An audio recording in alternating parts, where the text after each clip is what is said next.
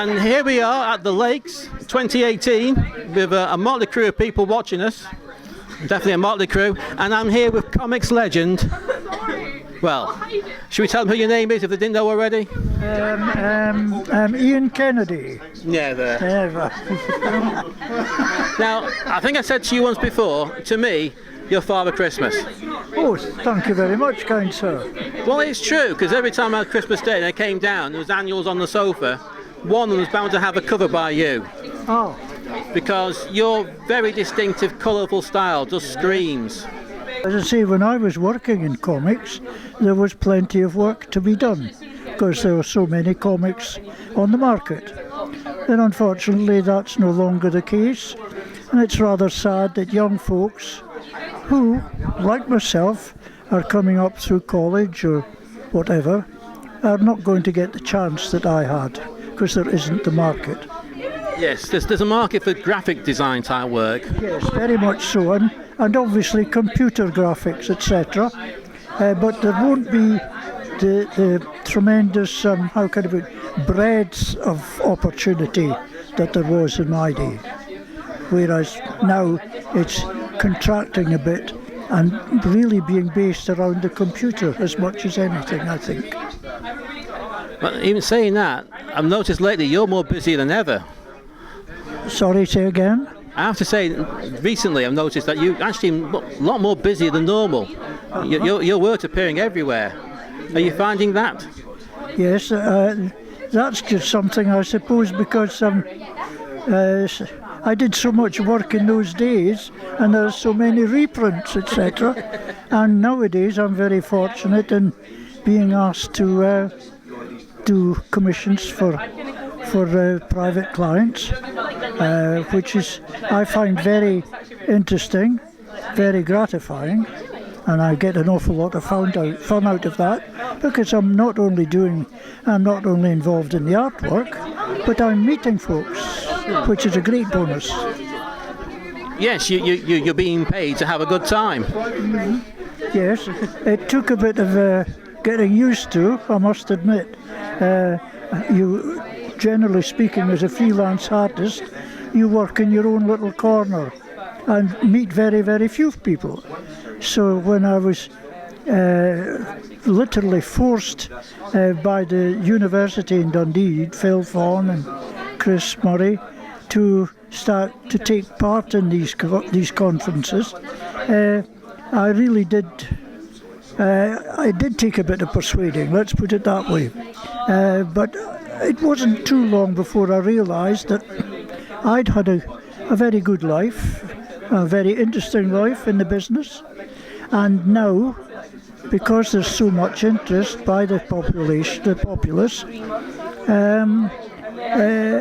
payback time. So it was time for me to put something back, and if I can do that, even in the most modest of ways, I'm more than happy. Yeah, I've seen quite a few events, and you've always got paint on your fingers for giving demonstrations, because you're not scared to actually paint and draw in public. It's something I've got to work up a bit of courage to do.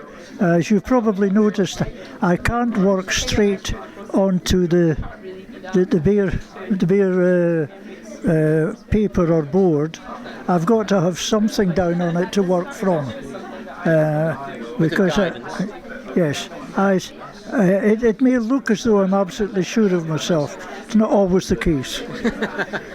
I have to feel sorry, because earlier on you were interviewed on stage and he was going to ask you a question, and at that point in time you just wetted the paper and that came the hairdryer.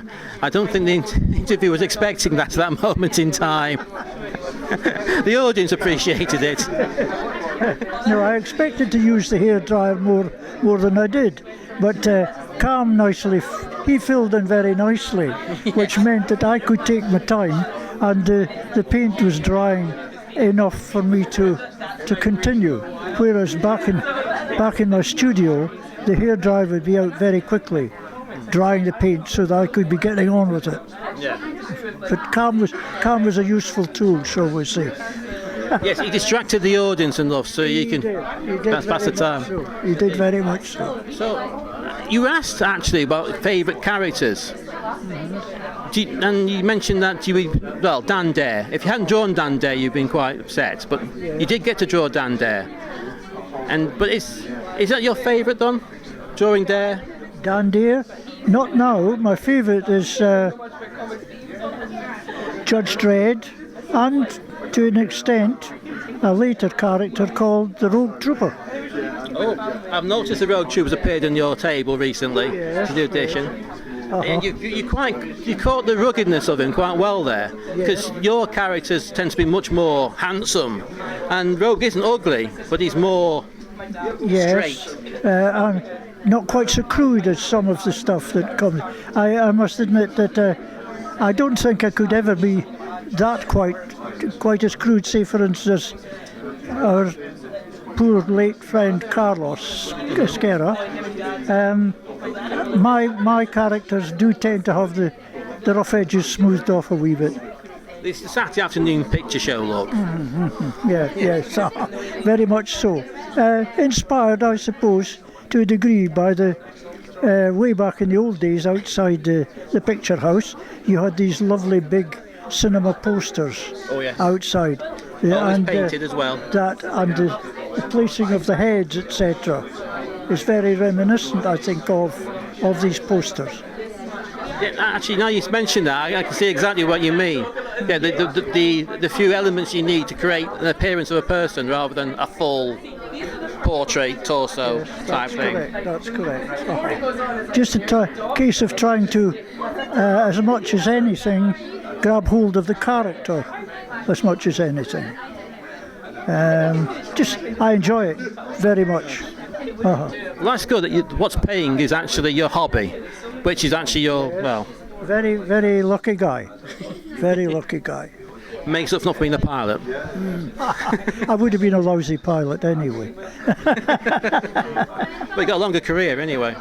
Yes, that's right. Thank you very much for your time. Thank you, Neil. And I said, to me, you're Father Christmas, and you'll always be Father Christmas. Well, I don't think I'll ever manage the white beard, but never mind. The feelings are there. Indeed, and the love from your fans. Thank you. There's quite a few here, a lot of people. Well, thank you very much again. Thank you, Neil. And just wave goodbye to the camera. Yes. And to your son, who's also called Neil, who's doing the videoing. We'll get a plug in, shall we? Yeah. Right. Thank you very much.